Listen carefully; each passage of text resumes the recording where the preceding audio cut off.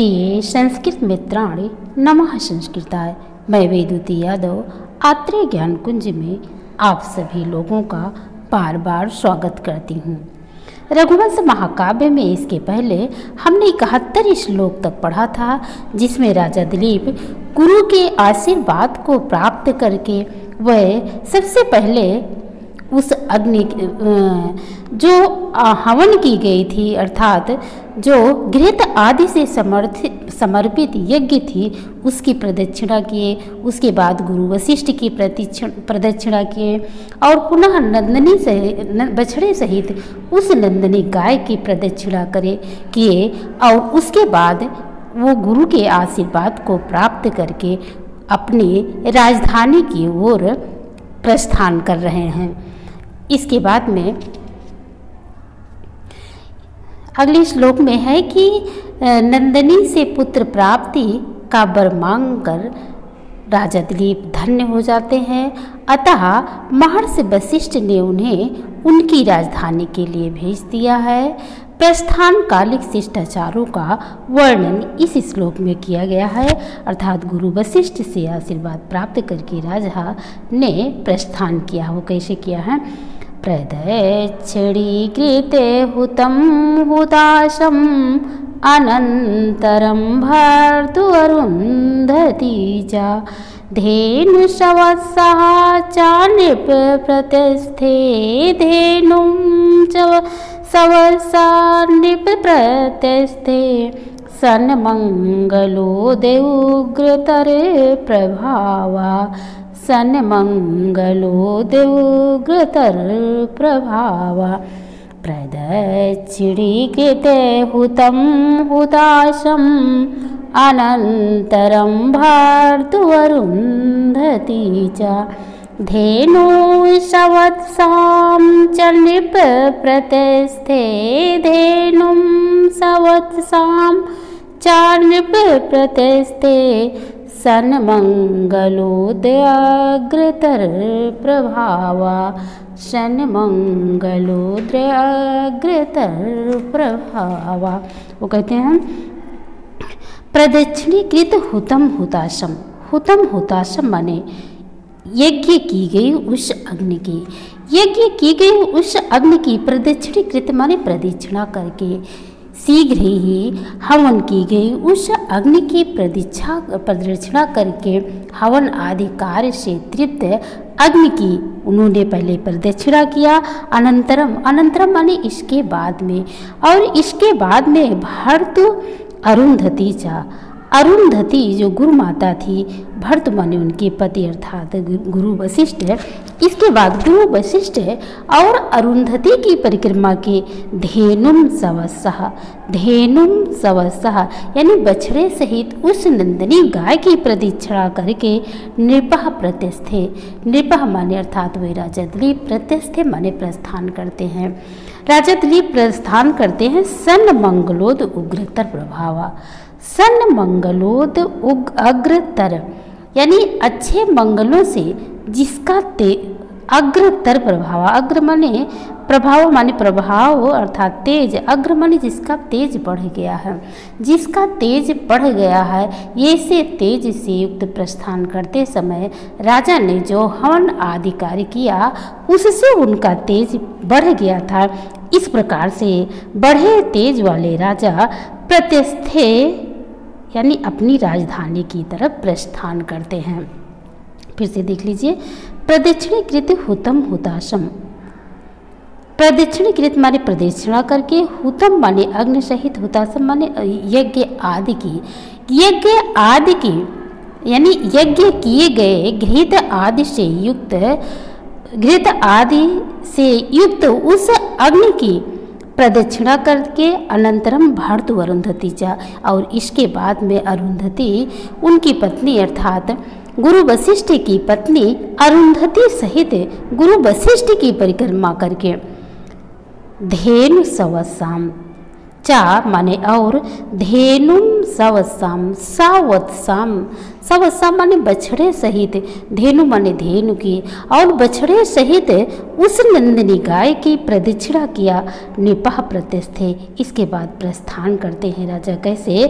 सन मंगलोद अग्रतर प्रभावा, यानी मंगलाचार द्वारा अधिक बढ़े हुए प्रभाव से समन्वित होकर के राजा प्रस्थान करते हैं। राजा दिलीप ने सर्वप्रथम उस अग्नि की प्रदक्षिणा की जिसे घृत आदि हवनीय सामग्री से तृप्त कर दिया गया था। हवन कुंड की इस अग्नि की प्रदक्षिणा करने के बाद उन्होंने गुरु वशिष्ठ की, उनकी पत्नी अरुंधति की और बछड़े सहित उस नंदिनी गाय की क्रमशः प्रदक्षिणा की। इन मांगलिक विधियों का संपादन करने से इस समय राजा का प्रभाव और अधिक बढ़ गया था। यह सब विधि संपन्न कर उन्होंने अपनी राजधानी के लिए प्रस्थान किया।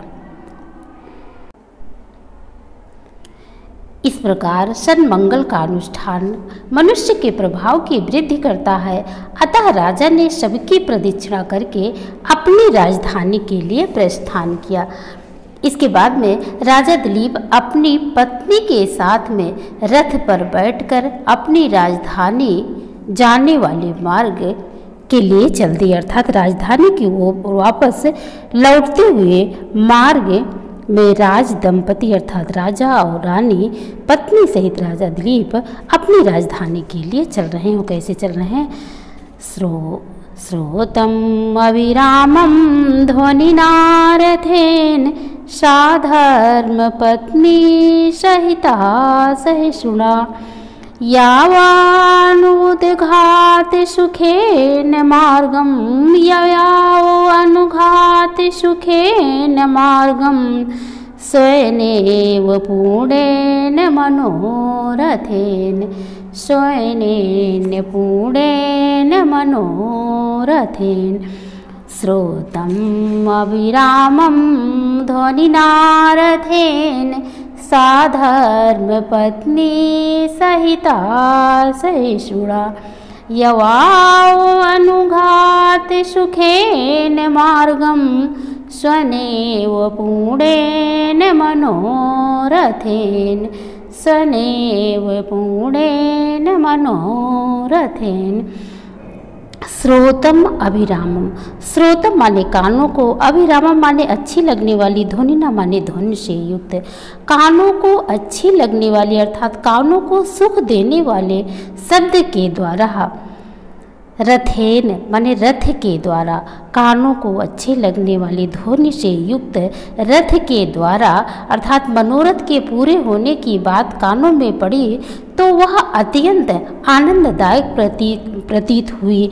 इस प्रकार से सहिष्णुः, सहिष्णु माना सहन करने वाले अर्थात व्रत आदि के दुखों को सहन करने वाले, सह माने राजा दिलीप, सा धर्म पत्नी सहिता, धर्म पत्नी सहिता माने अपनी धर्म पत्नी रानी सुदक्षिणा के साथ में, अपनी धर्म पत्नी रानी सुदक्षिणा के साथ में यह अनुघात सुखेन, अनुघात सुखेन यानी ठोकर न लगने के कारण सुख कर मनोरथ पूर्ण से संतान प्राप्ति रूपी जो विघ्न था उसके दूर होने के कारण वह सुख कारक हो गया। मार्ग माने मार्ग सुख कारक हो गया अर्थात जब मन में प्रसन्नता रहती है तो मार्गों में विघ्न आने पर भी वह सुखकारी लगता है। इसी प्रकार राजा दिलीप भी आज सुखकारी मनोरथ की सिद्ध हो जा, मनोरथेन यानी मनोरथ के पूर्ण माने पूर्ण हो जाने पर स्वयं मार्गेन अपने मार्ग से अर्थात अपनी राजधानी की तरफ चल दिए। अपने पूर्ण हुए मनोरथ पर मानो चढ़ कर गए। ऐसा प्रतीत होता था कि रथ पर चढ़ कर नहीं गए बल्कि अपने सफलीभूत मनोरथ पर चढ़ कर गए हों। एक बार फिर से देख लीजिए। श्रोतम अभिरामम ध्वनिना रथेन, श्रोतम अभिरामम ध्वनिना रथेन माने कानों को अच्छी लगने वाली ध्वनि से युक्त, कानों को अच्छी लगने वाली ध्वनि से युक्त रथ के द्वारा सह धर्मपत्नी सहिता ससुरा, अपनी धर्मपत्नी रानी सुदक्षिणा के साथ में सहिष्णुता माने सहनशील, व्रत आदि के कष्टों को सहन करने वाले राजा दिलीप अपनी धर्मपत्नी रानी सुदक्षिणा के साथ में यह अनुघात सुखेन मार्गम यानी ऊबड़ खाबड़ रास्ते से रही ऊंची नीची भूमि से रहित सुखेन मार्गम सुखकारी मार्ग पर स्वयं पूर्णेन मनोरथेन मानो अपने पूर्ण मनोरथ से मार्ग में चल दिया, मानो अपने पूर्ण मनोरथ वाले मार्ग की ओर चल दिए। अपनी धर्मपत्नी सुदक्षिणा के साथ राजा दिलीप अपनी राजधानी चले गए। वह बहुत ही सहिष्णु थे, इसलिए तपस्या का कष्ट भी सहन कर गए थे। वह मार्ग में अपने जिस रथ से जा रहे थे वह रथ उनके पूर्ण मनोरथ ही जैसा था। उनके रथ की ध्वनि कानों को सुंदर लगने वाली थी, अविराम देने वाली थी और उनके मनोबल की बात भी कर्णप्रिय थी। उनका रथ अनंतघात सुख था, यानी ऊपर नीचे वाली भूमि से रहित था, आराम देह था और उनका मनोरथ भी प्रतिबंध का क्षय हो जाने से सुख से परिपूर्ण हो गया था। ऐसे मनोरथ सिद्धि वाले मार्ग से युक्त होते हुए राजा दिलीप अपनी राजधानी की ओर वापस चल दिए। इसके बाद दिलीप नंदिनी से वर प्राप्त करके गुरु वशिष्ठ के आश्रम से अपनी राजधानी की ओर लौट आए। महाकवि कालिदास जी कहते हैं कि राजधानी में पहुंचने पर राजा को प्रजाओं ने देखा। कैसे देखा? अर्थात वहां की प्रजाओं ने बड़ी उत्सुकता के साथ देखा। तमाहिताऊत सुखदर्शनेन प्रजार्थवर्तकार्षितांगम नेत्रे पपुषि तृप्तिमवानुवध्वी नेत्रे पपुतृप्तिमनानुवन्दी नवोदयं नाथमिवाौषधीनां नवोदयं नाथमिवाौषधीनां तमाहिताओत्सुक्यं मदर्शनेन प्रजार्थं व्रतकार्षितांगं नेत्रे पपुस्तृप्तिनानुवद्भिः नेत्रे पपुस्तृप्तिम् अनानुवदेभिः नवोदयं नाथमिवाौषधीनां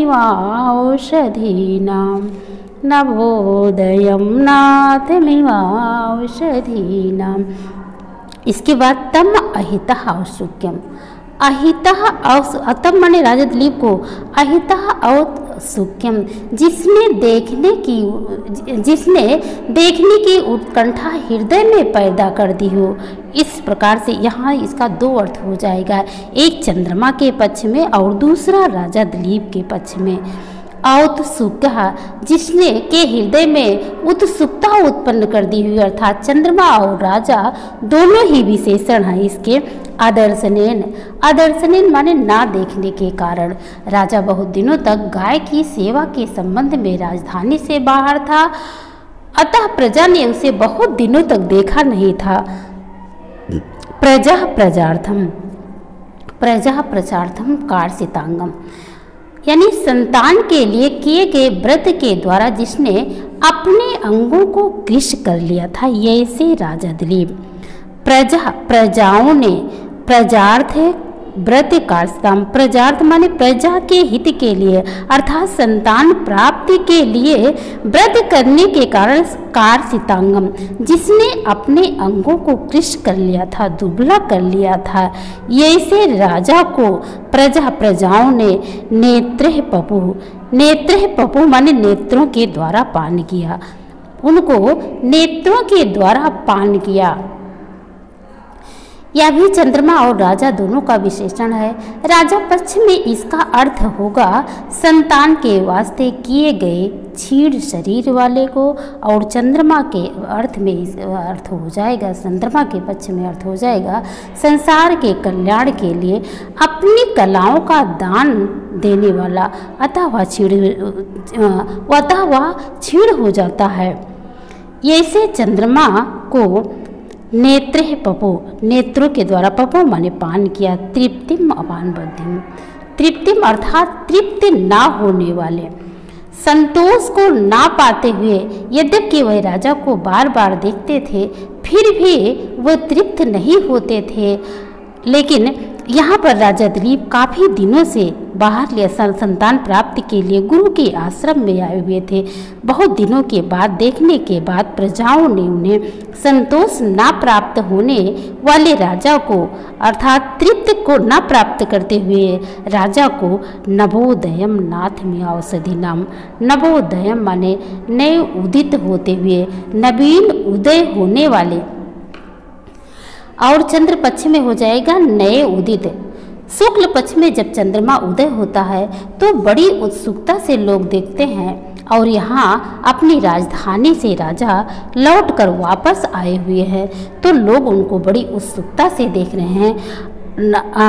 नाथम औषधि नाम पति, औषधियों का पति, चंद्रमा को कहा गया है औषधियों का पति क्योंकि इसकी किरणें अमृत वर्षा करती हैं और उससे पेड़ पौधे आदि जीवित रहते हैं।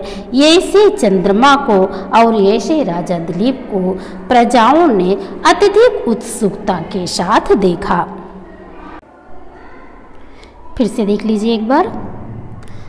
तम अहितः औसुकिम अदर्शनीयम, तम अहितः औसुकुम अर्थात जिसे देखने के लिए उत्सुकता हृदय में पैदा हो गई हुए, ऐसे राजा को प्रजा माने प्रजाओं ने अदर्शनेन, अदर्शनेन माने ना देखने के कारण, बहुत दिनों तक ना देखने के कारण अत्यधिक उत्कंठा से युक्त होते हुए प्रजाओं ने प्रजार्थ व्रत काष्टांग, प्रजा के हित के लिए, प्रजा हित के लिए, संतान प्राप्ति के लिए व्रत करने के कारण दुर्बल शरीर वाले राजा दिलीप को बहुत दिनों से ना देखने के बाद जब देखते हैं तो कैसे देखते हैं?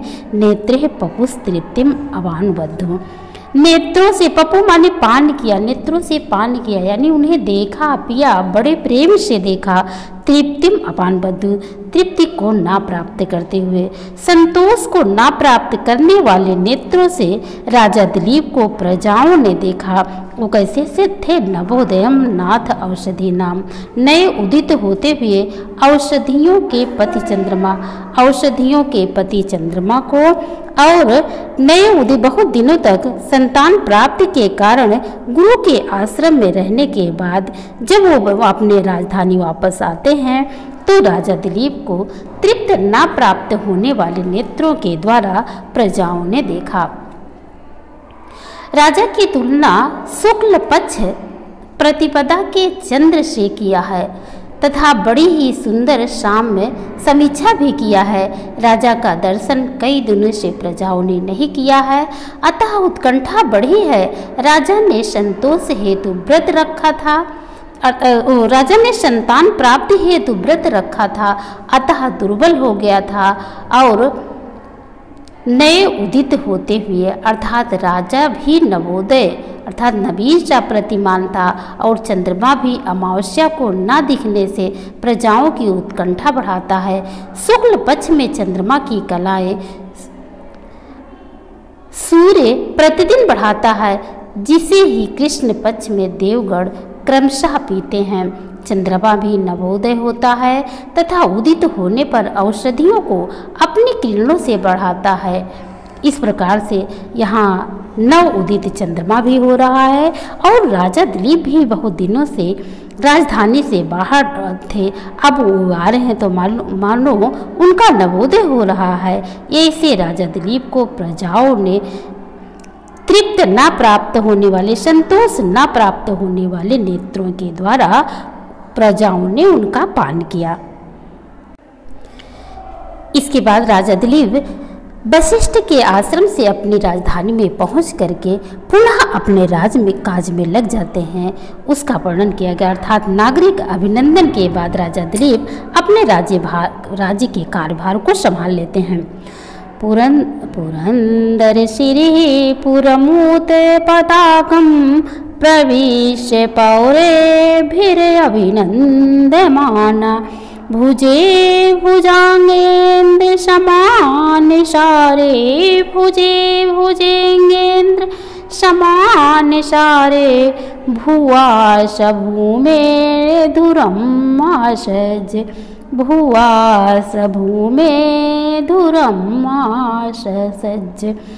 पुरंदर श्री पुरमूत पताकम प्रविश्य पौरेरभिनंदमाना भुजे भुजेंगेन्द्र समान सारे भुजे भुजेंगेन्द्र समान सारे भुवा सभूमे धुरमासज भुवा सभूमे धुरमासज।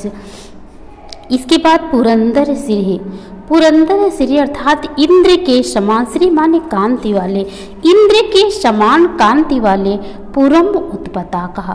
पुरम माने अपने पुर में अर्थात अपने राजधानी में, उत्पताकम माने पताकाओं सहित, पताका सहित राजधानी में राजा दिलीप जब अपने पहुंच जाते हैं तो इंद्रम श्री, वह इंद्र के समान कांति वाले थे, इंद्र के समान शोभा वाले थे। प्रविश्य माने पहुंच करके, पूर्व माने अपने नगर में प्रवेश करके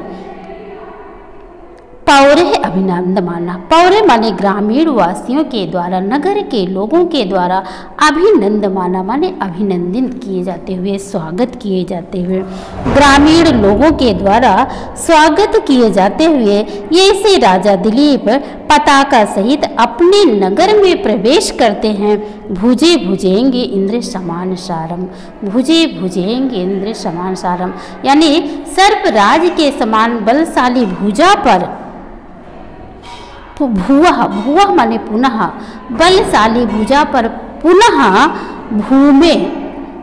भूमे धुरम यानी पृथ्वी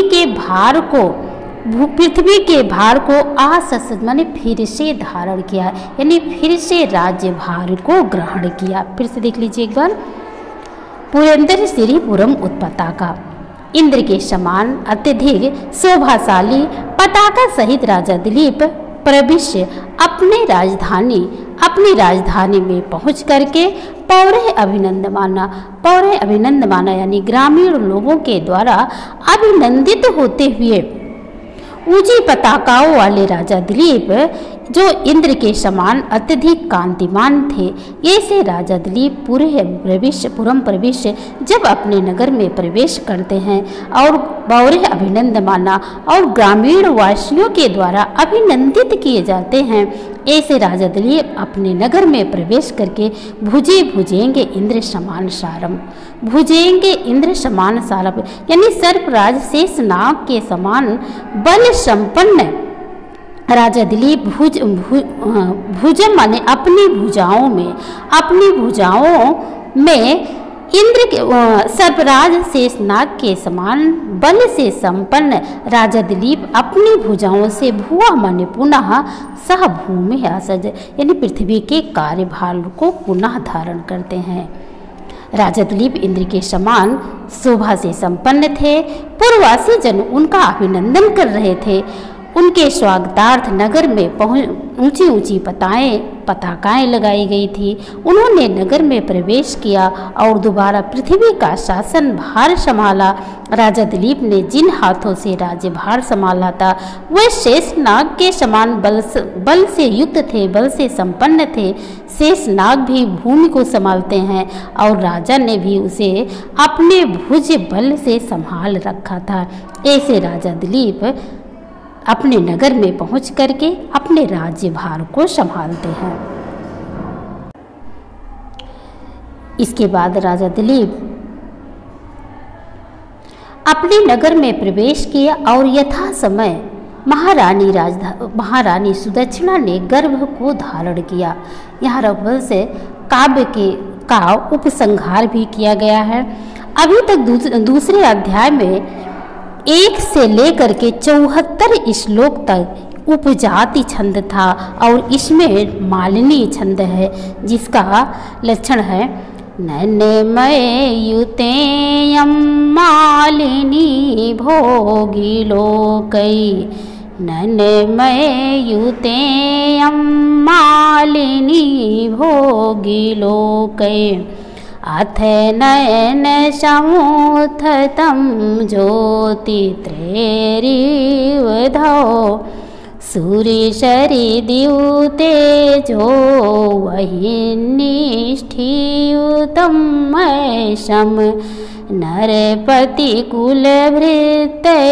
गर्भं आधत्ते राज्ञी, गुरुभिरभिनिशिष्टं लोकपाले अनुभावे, नैनमयुतेयं मालिनी भोगी लोकै, अथ नयन समुत्थितं ज्योतिरतेरिवधौ, सूर्यशरीद्युतेजो वह्निष्ठियुतं महेशं, नरपतिकुलभृते गर्भं आधत्ते राज्ञी, गुरुभिरभिनिविष्टं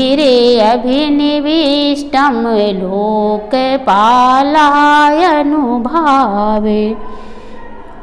अथ माने इसके बाद नयनम समुत्थितम, नयनम समुत्थितम माने नाखों से उत्पन्न हुई, नेत्रों से उत्पन्न हुई ज्योति, ऋ माने ज्योति को, जिस प्रकार से नेत्रों से उत्पन्न हुई ज्योति को अर्थात तेज को धौ माने आकाश ने संभाला था। हरिवंश महापुराण में यह कथा है, एक समय अत्रि मुनि ध्यानावस्थित बैठे थे। उसी समय उनके नेत्रों से जल की बूंदें गिरी, जिनसे 10 दिशाएं चमक उठी। उसके पश्चात उस जल को दिशाओं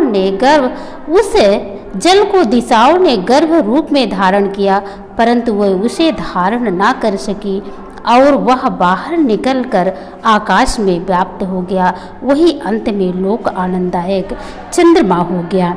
इसी प्रकार से नेत्रों से निकली हुई ज्योति को जिस प्रकार से आकाश ने संभाला, सुरसर द्यु तेज वही निष्ठ्युत, वही माने अग्नि के द्वारा, और अग्नि के द्वारा निष्ठ्युत माने फेंके गए, ऐसा माने तेज को, अग्नि के द्वारा फेंके गए तेज को सुरसर द्यु माने गंगा देवतागण तारकासुर से बड़े पीड़ित हुए और उन्होंने जाकर शंकर से यह प्रार्थना की। देवताओं की प्रार्थना सुनकर शंकर जी ने अपना तेज अग्नि को दिया। अग्नि ने वह तेज गंगा जी को धारण करने के लिए कहा। गंगा जी ने उस तेज को धारण किया और उसी से स्कंद यानी कार्तिकेय की उत्पत्ति हुई। तो कह रहे हैं कि जिस प्रकार से अग्नि के द्वारा फेंके गए तेज को सुरसर यानी गंगा ने धारण किया, नरपति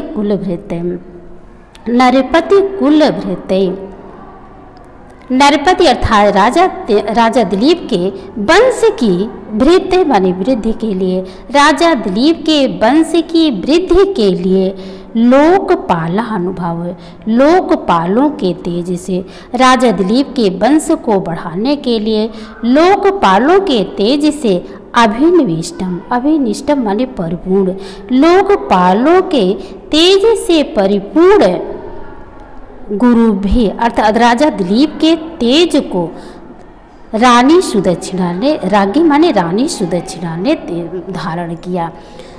लोकपालों में के तेज को रानी सुदक्षिणा ने भी धारण किया। फिर से एक बार देख लीजिए। अथ नयनम समुत्थितम ज्योतिर्धौ, जिस प्रकार से अत्रि ऋषि के ज्योति को अत्र ऋषि के नेत्रों नयनम समुत्थतम नेत्रों से निकली हुई ज्योति को धौमा ने आकाश ने संभाला। सुरसर दीव तेजो वही निष्ठ्योत और अग्नि के द्वारा फेंके गए तेज को जिस प्रकार से गंगा जी ने संभाला।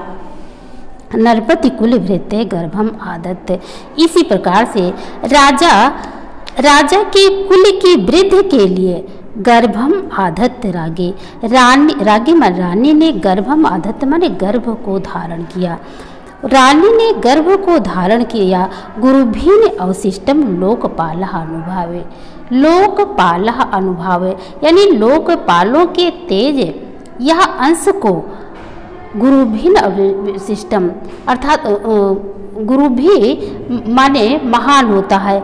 उस महान लोकपाल अनुभाव लोकपालों के तेज या अंश से अनुप्रविष्ट गर्भ को रानी सुदक्षिणा ने धारण किया।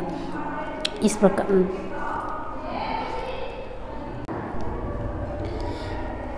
महारानी सुदक्षिणा ने समय आने पर गर्भ धारण किया। वह गर्भ लोकपालों के प्रभाव या अंश से संपन्न था। वह गर्भ राजा दिलीप के कुल की कल्याण कामना से धारण किया गया था। इसकी अवधारणा ही कल्याणमयी थी।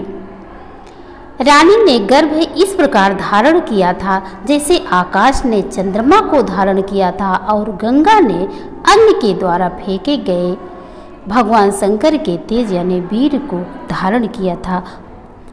उसी प्रकार से रानी ने भी राजा दिलीप के तेज को यानी कि वीर से उत्पन्न तेज को रानी सुदक्षिणा ने धारण किया था। ये आपका 75 श्लोक था, 75 श्लोक तक था, जिसमें ये द्वितीय अंक गो सेवा में सिर्फ 75 ही श्लोक है। ये आपका रघुवंश महाकाव्य दूसरा सर्ग समाप्त होता है। इसके बाद फिर हम किसी दूसरे अन्य चैप्टर के साथ उपस्थित होंगे। वीडियो पूरा देखने के लिए धन्यवाद। लाइक नहीं किए हैं तो एक बार लाइक कर दीजिए, सब्सक्राइब नहीं किए हैं तो सब्सक्राइब कर दीजिए। फिर हम मिलेंगे किसी अन्य चैप्टर के साथ में। तब तक के लिए नमस्कार।